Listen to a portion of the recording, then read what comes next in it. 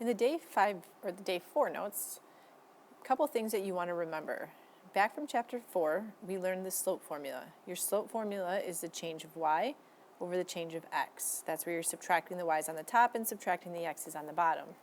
The other thing that you need to remember is your slope-intercept form of an equation. We also did this in chapter 4, and we've been using it all along in this chapter as well, which is y equals m times x plus b. In example 1, we're going to continue writing equations of lines, just like we have in the first few days, but this time the information that we're given are 2 points. In the past, we were given a slope and the y-intercept, or we were given a slope and an ordered pair. This time we're just given 2 ordered pairs that lie on our graph. So the 2 things we need in order to find an equation of a line are the slope and the y-intercept. The first thing we can find given 2 points is our slope. So we're going to start by finding the slope.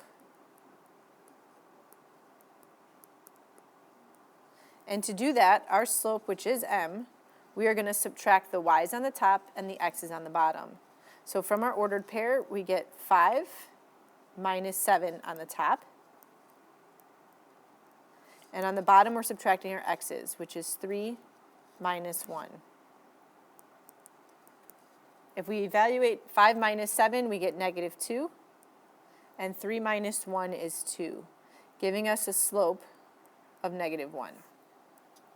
Now that we have m, so we know m equals negative 1, now that we know m, we need to find b.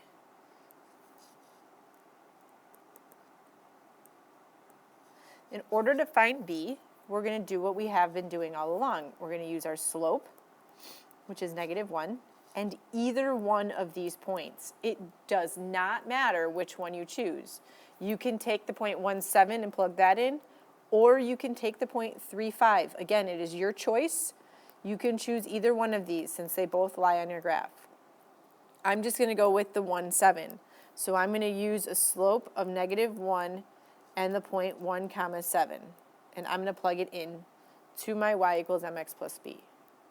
So replacing the y, I get 7 equals m, which is negative 1, times my x, which is positive 1, plus b. So basically what I'm doing is I'm taking the y value that's here and plugging it in here. I'm taking my slope, which is negative 1, and plugging it in here. And I'm taking my 1 and plugging it here. So y, m, and x. And then I'm going to solve for b, starting with multiplying negative 1 times 1. So I get 7 equal to negative 1 plus b. And then I'm going to add 1 to both sides, giving me b equal to 8. So I can write my equation now that y equals negative 1x plus 8. And I can simplify negative 1 times x, and I can just write y equals negative x plus 8 as my line. I will accept either one, but it's always nice to be able to simplify it into this bottom one. What I'd like you to do now is to try this. So if we come down here, go ahead and pause it, unpause it when you're ready to check your answer.